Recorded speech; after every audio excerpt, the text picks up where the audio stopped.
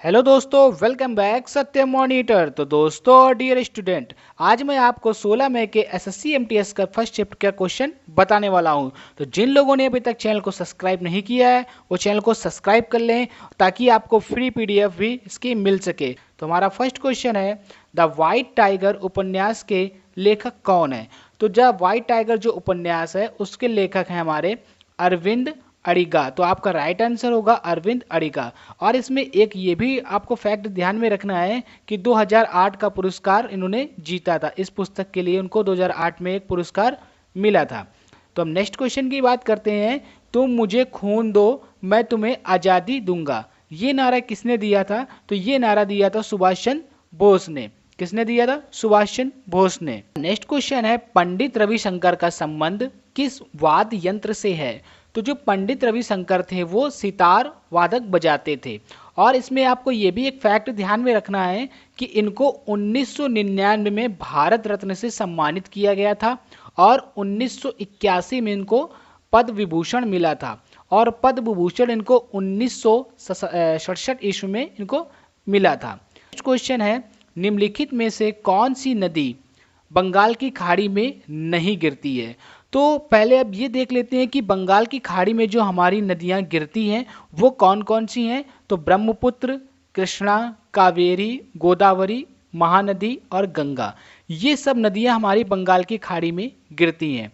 और जो नदी हमारी बंगाल की खाड़ी में नहीं गिरती हैं वो हमारी हैं सिंधु नदी, नर्मदा नदी, तप्ती नदी, साबरमती नदी, महानदी, पेरियल नदी और मांडवी नदी, जुआली नदी। यह सभी नदियां हमारी अरब सागर में गिरती हैं। तो आपको ये भी फैक्ट ध्यान में रखना है क्योंकि आपका ऐसा भी क्वेश्चन आता है कि अरब सागर में कौन सी नदियां गिरती हैं। और बंगाल की खाड़ी हमारी ये गिरने वाली नदियां ये रहीं। और आपके जो क्वेश्चन में आया था वो आया था आपका तप्ती नदी। तो आपका राइट आंसर ऑप्शन तप्ती नदी होगा। नेक्स्ट क्वेश्चन है, इनमें से कौन सा प्रसिद्ध मंदिर असम में स्थित है।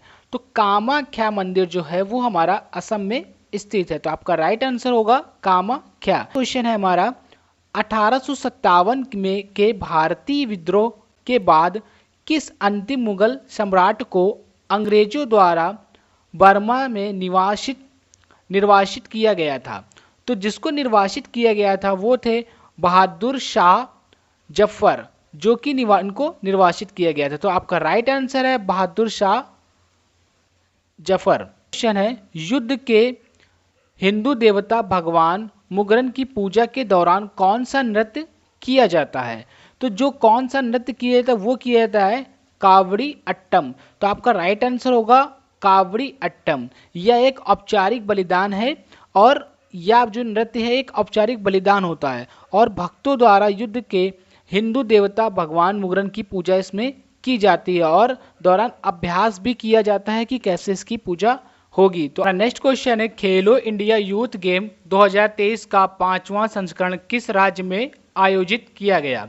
तो ये हमारा डियर स्टूडेंट मध्य प्रदेश और नई दिल्ली में आयोजित हुआ था। तो आपका राइट आंसर होगा मध्य प्रदेश और नई दिल्ली के 8 शहरों के कुल 11 अलग अलग जगहों पर स्थानों पर किया गया था। हमारा नेक्स्ट क्वेश्चन है, विश्व एथलेटिक्स चैंपियनशिप 2022 कहां पर आयोजित किया गया था। तो ये हमारा जो चैंपियनशिप था वो 18वां संस्करण यूएसए में आयोजित हुआ था। यानी यूएसए है हमारा उत्तरी साउथ अमेरिका, और जो कि यूजीन शहर में और ऑरेंग शहर में ये हुआ था। हमारा नेक्स्ट क्वेश्चन है, राष्ट्रपति राज्यसभा में कितने सदस्यों को मनोनीत किया करते हैं। तो टोटल 12 सदस्यों को मनोनीत किया जाता है और ये राज्यसभा के अनुच्छेद 80 के भाग 1 में दर्शाया गया है। नेक्स्ट क्वेश्चन है, भारत में एकल नागरिकता यानी सिंगल सिटीजनशिप की अवधारणा किस देश में के संविधान से ली गई है। तो ये ब्रिटिश संविधान से ली गई है, जिस अर्थात इंग्लैंड से। तो ब्रिटिश संविधान को हम लोग अब करंट में इंग्लैंड बोलते हैं। तो हमारा नेक्स्ट क्वेश्चन है, कौन सा विटामिन आंखों की रोशनी के लिए जरूरी होता है। तो विटामिन ए आंखों की रोशनी के लिए बहुत जरूरी है। और विटामिन ए से कौन सा रोग हो जाता है। तो डियर स्टूडेंट, रतौंधी रोग हो जाता है। तो आपको ये भी फैक्ट ध्यान में रखना है और इसका रासायनिक नाम रेटिनॉल होता है। हमारा नेक्स्ट क्वेश्चन है, भरतनाट्यम की रानी के रूप में किसे जाना जाता है। तो बाला सरस्वती को भरतनाट्यम के रूप में जाना जाता है, जो कि तमिलनाडु राज्य से ये संबंधित है और जिसे पहले सधीर अट्टम भी कहा जाता था। तो आपको ये फैक्ट ध्यान में रखना है डियर स्टूडेंट कि भरतनाट्यम को पहले सधीर अट्टम से भी कहा जाता था। तो हमारा नेक्स्ट क्वेश्चन है, कपास की वृद्धि के लिए कितने दंड मुक्त दिनों की आवश्यकता होती है? तो 210 पास एक उष्णकटिबंधीय फसल है, तो और भारत में खरीफ फसल के रूप में यह उगाई जाती है। तो आपका राइट आंसर होगा 210 की आवश्यकता होती है। हमारा नेक्स्ट क्वेश्चन है, जनगणना अधिनियम किस वर्ष मनाया जाता है? तो ये 1948 में मनाया गया था। कब मनाया गया था डियर स्टूडेंट? 1948 में। तो नेक्स्ट क्वेश्चन है, किस वर्ष किशोर न्याय यानी बच्चों की देखभाल और संशोधन विधेयक को पारित किया गया था? तो 2021 में यह पारित किया गया था। हमारा नेक्स्ट क्वेश्चन है, अशोक के शासन के दौरान मौर्य साम्राज्य में प्रमुख राजनीतिक केंद्र कितने थे? तो हमारे अशोक के साम्राज्य में टोटल हमारे 5 प्रमुख राजनीतिक केंद्र थे, जिनमें राजधानी पाटलिपुत्र और तक्षशिला, उज्जैन, तोशी और स्वर्णगिरि, ये 5 हमारे केंद्र शासित शामिल थे। तो आपको डियर स्टूडेंट ये भी फैक्ट ध्यान में रखना है कि जो हमारे राजनीतिक केंद्र थे वो कौन कौन से थे। तो नेक्स्ट क्वेश्चन है, चौरी चौरा घटना कब हुई थी? तो 4 फरवरी 1922 को चौरी चौरा घटना हुई थी। नेक्स्ट क्वेश्चन है, त्रिपुरा में 14 देवताओं और धरती माता की पूजा हेतु कौन सा उत्सव मनाया जाता है? तो ये खर्ची पूजा उत्सव मनाया जाता है, जो कि जुलाई और अगस्त में ये होता है। हमारा नेक्स्ट क्वेश्चन है, वह पौधा जिनमें फल और फूल दोनों होते हैं किस वर्ग में आता है? तो डियर स्टूडेंट ये क्वेश्चन कई बार कई सेटों में रिपीट हुआ है।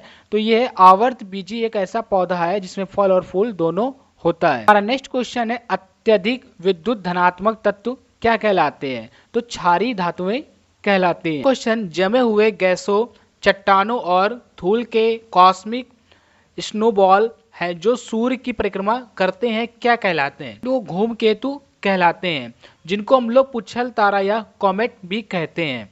हमारा नेक्स्ट क्वेश्चन है, प्रधानमंत्री नरेंद्र मोदी ने 17 अक्टूबर 2022 को रसायन और उर्वरक मंत्रालय के तहत कितने प्रधानमंत्री किसान समृद्धि केंद्र का उद्घाटन किया?